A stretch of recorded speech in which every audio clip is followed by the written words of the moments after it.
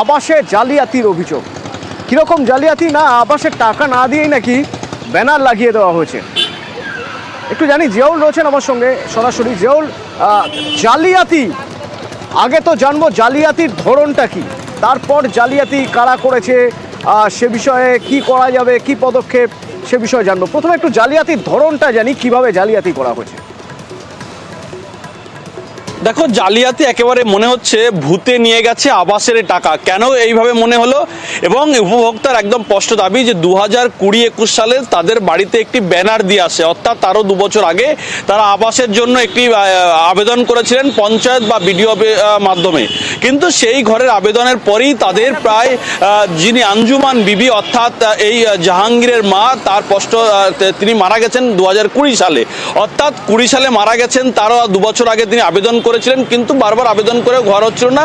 2020-21 সাল অর্থাৎ প্রায় 22 সালে শেষে গিয়ে তাদের বাড়িতে একটি ব্যানার দিয়ে আসে। সেই ব্যানারে লেখা রয়েছে বাংলা আবাস যোজনা, নিচেই লেখা রয়েছে 1,37,190 টাকা। অর্থাৎ তিনি বাংলা আবাস যোজনা, তিনি ঘর পেয়েছেন, সরকারি খাতায় তার নাম রয়েছে, ফলে তিনি টাকা পেয়ে গেছেন। তিনি দ্বিতীয়বার আর আবাসের টাকা পাবেন না, এটাই হচ্ছে সরকারি খাতায় নির্দেশ। কিন্তু এই জাহাঙ্গীরের তার স্পষ্ট দাবি তারা কোনো 1 টাকাও পাননি। 1 লক্ষ তো দূরের কথা, 1 টাকাও তার পরিবার পাননি এবং ঘরের টাকা পাননি এবং বারবার আবেদন করেও পাননি। কিন্তু মা, তার আঞ্জুমান বিবি, তিনি 2020 সালে মারা গেছেন, কিন্তু 23 সালে গিয়ে তার বাড়িতে একটি ব্যানার দিয়ে আসা হয়েছে পঞ্চায়েত সমিতির পক্ষ থেকে, বাংলা আবাস যোজনা, যে তোমরা ঘর পেয়েছো তার জন্যই এই ব্যানারটা রাখতে হবে। যদি কোনো সমীক্ষক আসে যারা আবাসের তালিকায় নাম থেকে পেলেন কি আসলে টাকার বদলে ব্যানার পেলেন?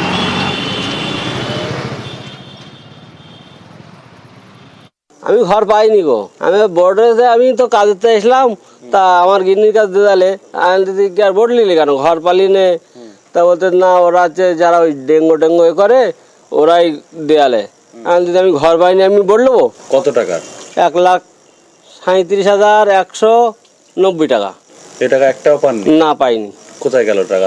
কোথায় গেল? এখন মেম্বাররা খেলো কি, এখন বিডিও অফিসে গেল, তা আমরা তো জানতেই পারলাম না। এখন এই ঘরটা হলে একটু ভালো হতো। ও অনেক জায়গায় গেছিল, মেম্বারের কাছে গেছিল, মেম্বার বললো হবে হবে, ভোটটা লিস্ট ও তো জানে না, জোর করে ধরে দিয়ে গেছে, পঞ্চায়েতের লোক দিয়ে গেছে। এই টাকাটা কোথায় গেল এখন মেম্বার খেয়েছে কি, আর চামড়া খেয়েছে কি, সেটা তো কেউ বুঝতে যাচ্ছে না। ভোট আগে ছিল, এখন আছে ভোট, তারা খেয়ে নিয়েছে, তারা খেয়ে ফেলেছে, পুরোটাই খেয়ে নিল, পুরোটা খেয়ে দেখা যাচ্ছে না সে ভোট না। আচ্ছা, এই যে অবস্থা হয়ে পড়ে রয়েছে, জিয়াউল, আঞ্জুমান বিবির ছেলে কি প্রশাসনকে জানিয়েছেন? তিনি, দেখো, যেহেতু তাদেরকে বাড়িতে গিয়ে বলে এসেছিল প্রশাসনিক কর্তারা যে যখন কোনো সমীক্ষক আসবে তারা যেন এই ব্যানারটি দিয়ে বলেন যে আমরা ঘর পেয়েছি। কিন্তু খাতায় কলমে তো সত্যি তারা ঘর পেয়েছেন, কিন্তু বাস্তবে তারা তো 1 টাকাও পায়নি, শুধু পেয়েছে ব্যানার। এবং এই ব্যানারটাও যারা সমীক্ষক আসবে তাদেরকে দেখাতে বলছেন। এবং তিনি তো সত্যিই ঘর পাননি, যেহেতু রাজ্যের মুখ্যমন্ত্রী বলছেন যারা গরিব মানুষ, যাদের পাকা বাড়ি নেই, তারা অবশ্যই ঘর পাবে। এবং তিনি এই কথা শোনার পরেই তিনি বারংবার পঞ্চায়েত এবং পঞ্চায়েত সমিতি অফিসে গেছেন, ব্লক অফিসে গেছেন, কিন্তু বারংবার বলা হয়েছে তোমরা তো ঘর পেয়ে গেছো, কিন্তু খাতায় কলমে তো কোনো ঘর পাননি। বলে সত্যি তো, তিনি তো আর ঘর পাবার কথা নয়, তিনি তো ব্যানার পেয়ে গেছেন, খাতায় কলমে তো নাম তো 1,37,190 টাকা পেয়ে গেছেন। তাহলে তারা আবার কেন আবেদন করছেন? ফলে তিনি ভেঙে পড়েছেন, তার কারণ তার টাকাটা তাহলে গেল কোথায়? তিনি এটাও বলছেন তাহলে কি আবাসের ঘর? ভিডিও কি বলছেন? ভিডিওর সঙ্গে আমরা যোগাযোগ করেছিলাম, ভিডিও কি বলছেন শোনা যাক। ওদের নাম আছে লিস্টে। হ্যাঁ, এবার পেমেন্ট করতে গেলে সম্ভবত আধারের কারণে পেমেন্টটা ফেল হয়েছে। অনেক সময় যেটা হয় না, যে ওই বেনিফিশিয়ারি মানে প্রথম দিকে ল্যান্ড দেখাতে না পারলে আমরা স্যাংশন করে ছেড়ে দিই, মানে টাকা ডিসবার্স করি না। হ্যাঁ, হয়তো 20-21 সালে স্যাংশন হয়েছে, হ্যাঁ, কিন্তু টাকা ডিসবার্স করিনি। টাকা ডিসবার্স করতে গেছি পরের দিকে, তখন টাকা ফেলড হয়েছে পিএফএমএস এ। হ্যাঁ, তো ফেলড হওয়ার কারণে ওটা মানে ওটাকে আবার রিজেনারেট করতে হবে আরেকবার আধার দিয়ে। কিছু কিছু জায়গায় নেতাদের কথা শুনলে মনে হয় তারা যেন ধরেই নিয়েছেন আবাস মানে হ্যালো করি নাও বাড়ি, মানে কাটমানি আর কি, কাটমানি চাই। এই যেমন ধরুন না, পুরুলিয়ায় নেতা আস্ফালন করে বলেছেন কাটমানি দিতে হবে 5,000 টাকা, তবেই আবাসের টাকা মিলবে, আর যদি না দাও তালিকা থেকে নাম কাটা যাবে। হ্যাঁ আমার পয়সা খুঁজছে, বলছে না নামটা কাটা যাবে। কে টাকা খুঁজছে? ধনঞ্জয়। কি কাটা হবে? হ্যাঁ ইন্দিরা বাসটা। উনি কে নেতা? টিএমসি নেতা? হ্যাঁ আসো বলছি না এসে পয়সা বলছি 5,000 টাকা ঘুষ দাও। অভিযোগ জানাতে এসেছিলেন? হ্যাঁ কিসের বাড়ি রয়েছে? মাটির বাড়ি? মাটির। পুরুলিয়া থেকে ইন্দ্র রয়েছে আমার সঙ্গে সরাসরি। ইন্দ্র, যাতে প্রশাসন একেবারে তৃণমূল স্তরে পৌঁছতে পারে, সব পরিষেবা যাতে একেবারে তৃণমূল স্তরে পৌঁছতে পারে, তার জন্য পঞ্চায়েত রয়েছে। তো ইনি কে? এই তৃণমূল নেতা কে? পঞ্চায়েতের কেউ নাকি মানে শস্যের মধ্যেই ভূত? আর যদি না হয়ে থাকে তাহলে পঞ্চায়েত এখানে কি করছে? ওই নেতা কে? তাকে ধরতে পারছে না?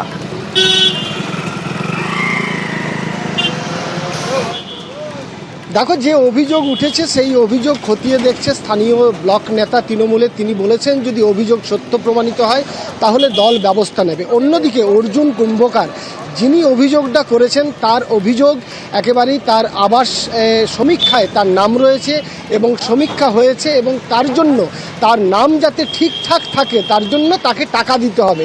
স্থানীয় তৃণমূল নেতা নাকি এমনই দাবি করেছে যে 5,000 টাকা না দিলে তার নাম কাটা যাবে। এই অভিযোগ তিনি ইতিমধ্যেই ব্লক অফিস স্তরে জানিয়েছেন লিখিতভাবে এবং বিভিন্ন মহলে তিনি অভিযোগ জানিয়েছেন এবং দলও ব্যবস্থা নেবে বলে আশ্বাস দিয়েছে। অন্যদিকে এই স্থানীয় তৃণমূল যার বিরুদ্ধে অভিযোগ উঠেছে তিনি অস্বীকার করেছেন। অন্যদিকে তিনি বলেছেন দল হেরে যাওয়ার পর তিনি নাকি এখন আর দল করেন না। ফলে এই টাকা নেয়ার অভিযোগের ওঠার পরেই কি তিনি দল করেন না বলে বলছেন, তা নিয়ে প্রশ্ন থেকে যাচ্ছে। তবে যারা যারা উপভোক্তা বা যাদের সমীক্ষায় নাম রয়েছে তাদের এইভাবে একেবারে টাকা চাওয়া হচ্ছে এবং এই একটা ঘটনা নয়, অনেক ঘটনা আছে যেগুলো প্রকাশ্যে আসে না। তবে দল ব্যবস্থা নেব বলে যে আশ্বাস দিয়েছে এবং যিনি অভিযোগ করেছেন তার যাতে যদি উপযুক্ত তিনি বাড়ি পাওয়ার যোগ্য হন সেক্ষেত্রেও দল প্রশাসনের সাথে কথা বলবে এবং যাতে তিনি বাড়ি পান সেই ব্যবস্থা করবে। যার বিরুদ্ধে অভিযোগ তিনি অবশ্য দাবি করছেন যে তিনি কোনো রাজনৈতিক দলের সঙ্গে নেই, তিনি তৃণমূল করেন না। স্যার আমি তো স্যার কোনো পদে নাই, আমার না আছে বুথ সভাপতি, না আছে অঞ্চল সভাপতি, না আছে কোনো পদ, না আমি এখানে সদস্য, কিছু নাই। আমরা কোনোদিনই এরকম আবেদন করিনি কাউকে, ওটা ষড়যন্ত্র। এখন তো পার্টি করেই নেই আজকে 1 বছর ধরে। নেতা হন বা না হন ব্যবস্থা নেওয়া হবে, তৃণমূল ব্লক সভাপতি আশ্বাস দিয়েছে। তৃণমূল নেতা বিরুদ্ধে যদি সত্যিকার বলে থাকে তাহলে আমরা দল থেকে পদক্ষেপ নেব। সে ব্যক্তি বলে রেখেছে কিন্তু এটা অন্যায় বলেছে। এটা যেটা আমাদের যে সার্ভে করছে বিডিও সাহেব এবং যেটা সমস্যা উঠে আসছে সেখান পর্যন্ত এসডিও সাহেবও সেই বাড়িতে চলে যাচ্ছেন। তা কি করে ওই আমাদের নেতা বলে রেখেছে?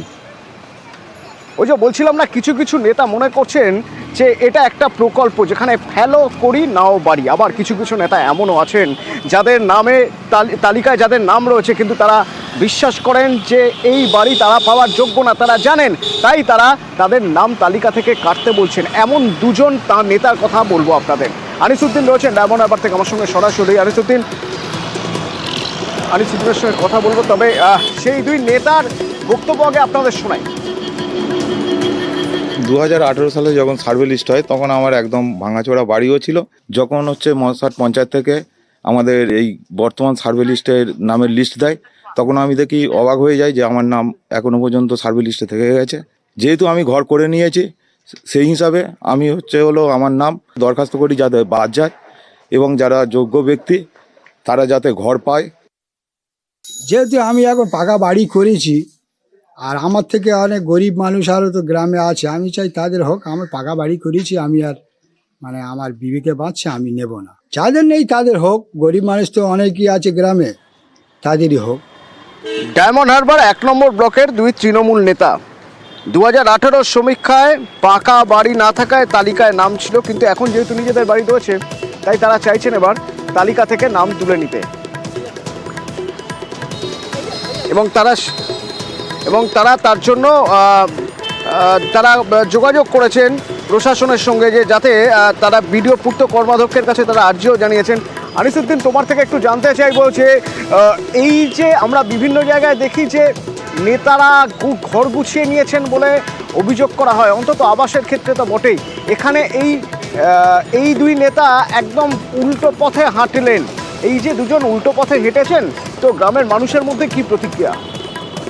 দেখো অতএব তোমাকে জানিয়ে রাখবো, সম্প্রতি ডায়মন্ড হারবারের এক যুবক তার পাকা বাড়ি থাকায় কিন্তু তিনি বাড়ি বাতিলের আবেদন করে সাংসদ অভিষেক বন্দ্যোপাধ্যায়ের থেকে শুভেচ্ছা পেয়েছেন। এবং ডায়মন্ড হারবার লোকসভা একটি মডেল লোকসভা, এবং সেই ক্ষেত্রে ডায়মন্ড হারবার লোকসভা কেন্দ্রের জন্য কড়া নির্দেশ অভিষেক বন্দ্যোপাধ্যায়ের যে যোগ্য প্রাপকরা বাড়ি পাক, সে মতোই কিন্তু একেবারেই যে দুজন পঞ্চায়েত সদস্য একেবারে ডায়মন্ড হারবার 1 নম্বর ব্লকের বাসুরডাঙ্গা গ্রাম পঞ্চায়েতের সদস্য এনায়েত হোসেন মোল্লা এবং বসার গ্রাম পঞ্চায়েতের সদস্য রাজু সরকার, তারা 2018 সালে যখন সমীক্ষা হয় তখন তাদের কাঁচা বাড়ি ছিল এবং রাজু সরকার তখন ভাড়া বাড়িতে থাকতেন।